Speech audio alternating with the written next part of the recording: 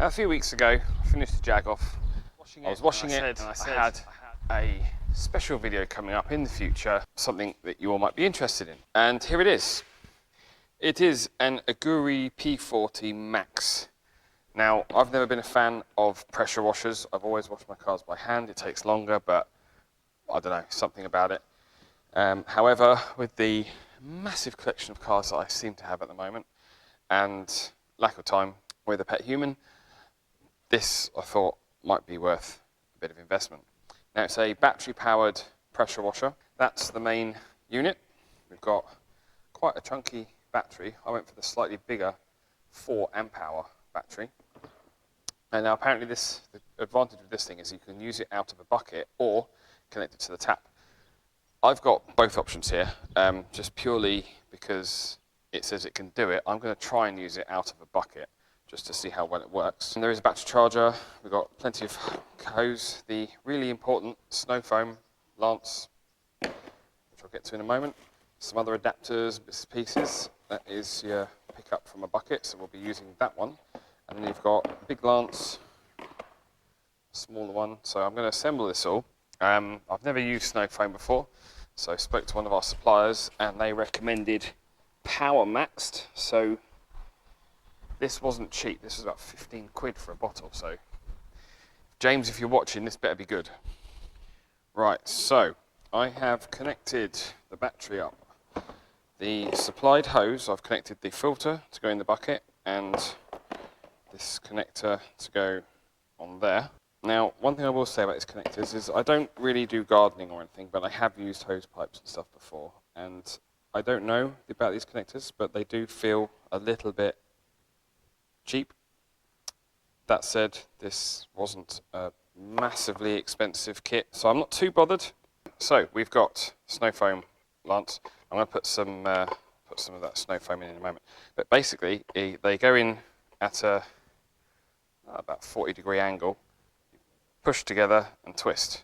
The hose clips on like a normal hose pipe. Pull the collar back, push it on, slide it up. That's on, and have a bucket of water there.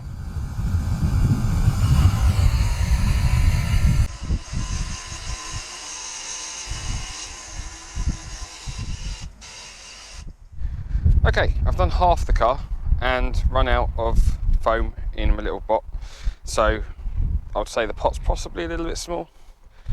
Use-wise, it's actually quite good. It's not too heavy. It has got a high and low pressure switch on top. The pipe supplied is too short for my Jag. I did have the bucket over there, and as I got to about here, it pulled the filter out of and the hose out of the bucket. But yeah, other than that, it's pretty good. I was expecting maybe a little bit more pressure, a little bit more foam, but yeah, it's so far so good. We have a long hose and we have a short hose. So we're going to connect these together and they work exactly the same way. So we will push them in, twist to lock in place, like so. Then on this end we have a quick release gold end.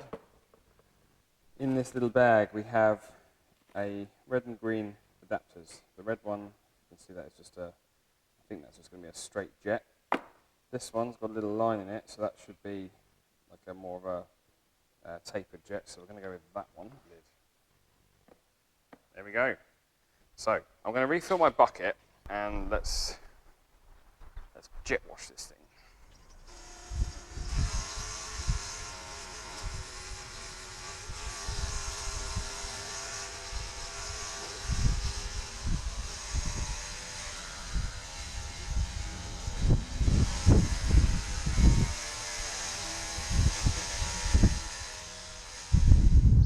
Alright, we're all done. Found out it's got a nice little nifty stand.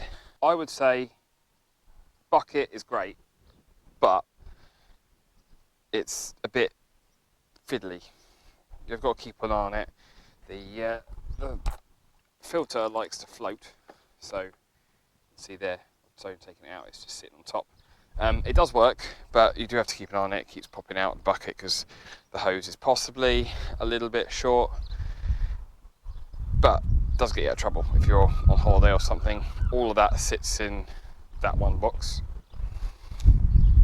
terms of the job it's done, not bad. My wheels are a bit grubby. You saw I washed them in the last video. I've only done about 120 miles in that time, and you can see there is still brake dust on there.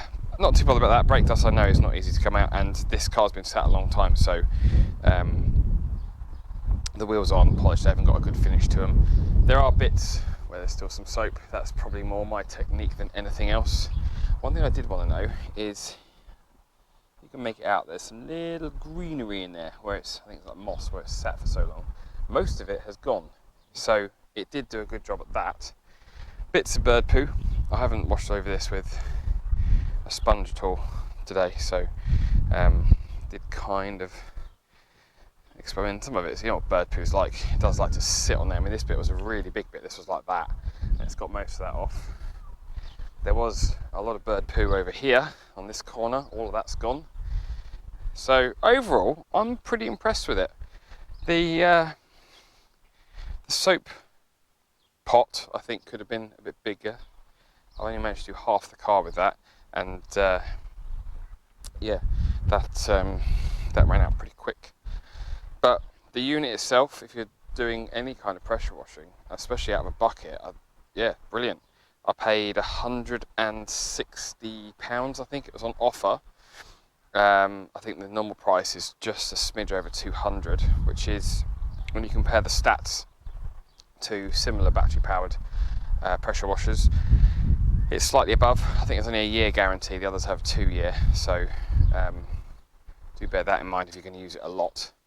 But yeah, in terms of washing the Jag, I think it's done a pretty good job.